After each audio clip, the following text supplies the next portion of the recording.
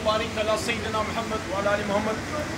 Supreme court एक बार फिर Tehreek Insaf supreme court में है। इस कौम के लिए 25 करोड़ अवाम के लिए एक वक्त वो भी था जब सुप्रीम कोर्ट पे एक मुश्किल वक्त था, और हमें याद है हमारा लीडर निकला और एक आज़ाद अदलिया की जद्दोजहद लड़ी, जेल में भी गए उसी लिए। और उसके बाद मुझे वो दिन भी याद है 2012 का, आज से 12 साल पहले, जब हमने शराए दस्तूर पे पूरे पाकिस्तान से लोग एक आज़ाद अदलिया की सपोर्ट के लिए लेके आए। क्यों? इसलिए कि हमें ये पता है कि पाकिस्तान के अवाम की बका और इस मुल्क की बका और सलामती की ज़मानत एक आज़ाद अदलिया है। इसलिए हम आज सुप्रीम कोर्ट में एक बार फिर हैं, इस तवक्को और इस उम्मीद के साथ कि जो हमारे साथ जुल्म हुआ है पिछले बहुत सारे अरसे से, ये सिर्फ एक साल की बात नहीं, एक तवील जद्दोजहद की बात है। तहरीक इंसाफ क्या है? तहरीक इंसाफ क्या है? यहाँ सियासी जमातें तो थी, तहरीक इंसाफ क्यों बनी? सियासी जमातें तो थी, तहरीक की ज़रूरत क्यों आई?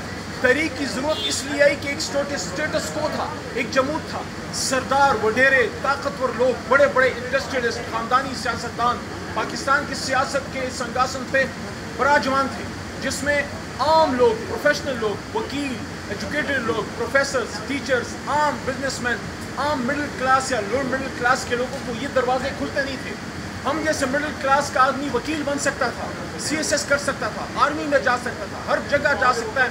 नहीं जा सकता था तो इक़्तिदार, क्योंकि वहाँ ये वो जगह है जहाँ उन लोगों ने कब्जा जमाया। तो तहरीक इंसाफ एक रिएक्शन है, ये तो पाकिस्तानी अवाम की एक आवाज़ है कि नहीं, हमें ये निज़ाम कबूल नहीं है, हम चेंज चाहते हैं, हम तब्दीली चाहते हैं। इसलिए एक गैर सियासी आदमी जो सिस्टम का आदमी नहीं था उस पर एतमाद किया, और वो आदमी फिर पाकिस्तान का एक ऐसा लीडर बना कि पहले लोग मजाक उड़ाते थे कि एक तांगा पार्टी है, इसके पास लोग नहीं है, लेकिन खान साहब ने साबित किया कि अकेला ही चला था जानिब मंजिल, मगर लोग साथ आते गए और कारवां बनता गया। और फिर वो शख्स जो 97 में हारा, लोगों ने देखा कि वो मर्द मोमिन, मर्द मैदान, जो कभी कप्तान था सिर्फ क्रिकेट टीम का, अब पूरी कौम का और पूरी उम्मत का कप्तान बनने जा रहा है, उस रास्ते पे कि जिस पे हुजूर सल्लल्लाहु अलैहि वसल्लम जिसके सिपाही सालार आज़म है।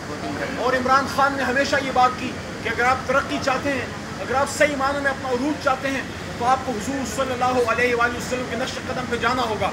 तो 97 में हारा हुआ शख्स, एक वक्त ऐसा आया कि मुल्क का वज़ीर आज़म बना, उस बिल्डिंग में बैठा, कश्मीर में हमारा वज़ीर आज़म, गिलगित बल्तिस्तान में हमारा वज़ीर आला, खैबर पख्तूनख्वा में हमारा वज़ीर आला, पंजाब में हमारा वज़ीर आला, सदर तहरीक इंसाफ का, और सिंध में अपोजिशन लीडर भी हमारा, बलोचिस्तान में वज़ीर आला हमारा, हमारी हुकूमत।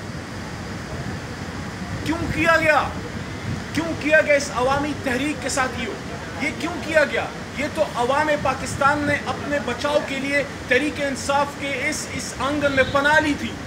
आपने जो 9 अप्रैल की रात हमारे साथ किया, ये हमारे साथ नहीं था।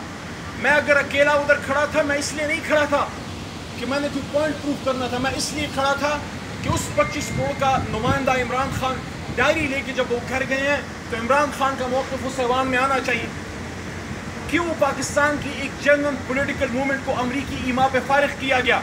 अगर इस मुल्क में कोई सुप्रीम कोर्ट की सबसे बड़ी इन्वेस्टिगेशन होनी चाहिए, आज नहीं तो कल वो वक्त आएगा कि उस रात की इन्वेस्टिगेशन हो कि आखिर क्यों अमरीकी ईमा पे ये मुल्क, यहाँ की एक चलती फलती फूलती हुकूमत को फारिग किया गया, एक लीडर जिस पे पूरी कौम का एतमाद था। अगर वो ठीक नहीं था, अगर वो कामयाब नहीं था, अगर उसकी सियासत ठीक नहीं थी, तो 1.25 साल बाद अवाम उसको फारिग कर देती। लेकिन आपने क्यों शब खून मारा? मैं ये समझता हूँ कि वो तो हमेशा ही पाकिस्तान के खिलाफ करते रहे। यहाँ जिन लोगों ने ये कंधा दिया, आज अपने आप को जमहूरियत के चैंपियन कहते हैं। इसलिए हम ये कहते हैं कि इस पुतली तमाशे को बंद करें। आज यहाँ ये केस चल रहा है कि क्या हमें हमारी रिजर्व सीट्स मिलनी चाहिए कि नहीं।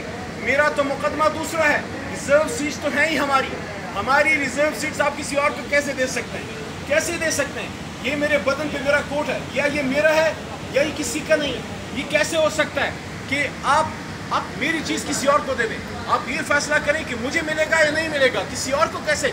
लेकिन असल का मुकदमा ये है कि इलेक्शन से पहले पाकिस्तान के अवाम के चेहरे से ان کے چہرے سے وہ روشنی کھینچ لی گئی جب آپ نے ایک سب سے بڑی جماعت سے اس کا انتخابی نشان چھینا. مت بھولیے کہ اس سے کچھ عرصہ پہلے آپ نے اس جماعت کو توڑا. مت بھولیے کہ اس سے کچھ عرصہ پہلے ایک شخص کو اٹھایا گیا, اغوا کیا گیا, تھریٹ کیا گیا, بچوں کی دھمکیاں, کاروبار بند کرنے کی دھمکیاں, گھر توڑے گئے. کیا سب کی آنکھیں بند ہیں؟ کیا یہ نظر نہیں آتا کہ پچھلے سال سوا سال میں تحریک انصاف کے ساتھ کیا ہوا؟ کیا پاکستانی عوام کی, ان کی خواہش کی کوئی حیثیت نہیں ہے؟ اس کا تو پھر مطلب یہ ہے کہ پاکستان میں مقبولیت معنی نہیں رکھتی. خدا نخواستہ قبولیت اہم چیز ہے. تو اگر یہ ہے تو پھر اس جمہوریت کا جو سارا ہم نے یہ بازار لگایا ہوا ہے اس کو بند کر دیں, پھر بند کر دیں. اگر عوام کی مرضی سے آپ نے حکومتیں نہیں بنانی اور عوام کی مرضی کو اس ملک پہ لاگو نہیں کرنا تو پھر یہ 40 ارب روپے کے الیکشن کے یہ نقصانات کیوں کر رہے ہیں, یہ کیوں خرچے کر رہے ہیں؟ آج الیکشن کمیشن سے یہ سوال کرنے میں ہم حق بجانب ہیں کہ آپ نے تحریک انصاف سے اس کا جب انتخابی نشان چھینا, آپ نے اس ملک کے عوام سے ان کا بنیادی حق چھینا. اس لیے ہم آج سپریم کورٹ میں ہیں. ہم توقع رکھتے ہیں کہ ہم سے انصاف ہوگا, ہمیں ہمارا حق ملے گا. عمران خان صاحب نے جو سب سے بڑا کام ہے وہ کر گیا ہے. وہ اس قوم کا اس کی آنکھیں کھول گیا.